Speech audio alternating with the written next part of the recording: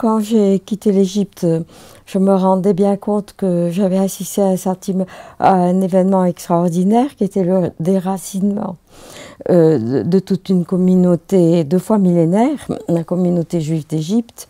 Et je voulais le raconter, non pas comme une histoire personnelle qui m'était arrivée à moi, mais comme un événement historique. Et donc c'est en faisant des recherches sur l'histoire des Juifs d'Égypte que j'ai découvert le personnage du dhimmi.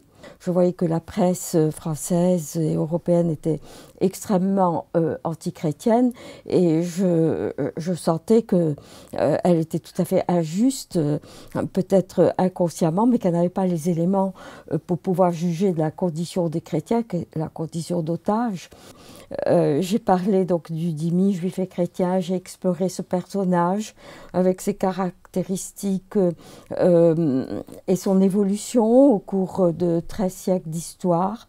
Un personnage donc, qui est déterminé par les lois de la charia et que je voyais également à mesure que j'explorais la vie de ces communautés juives et chrétiennes de dhimmi.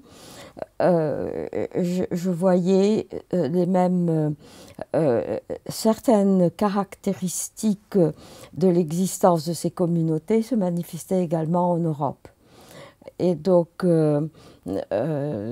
ceci m'a conduit à examiner l'origine donc de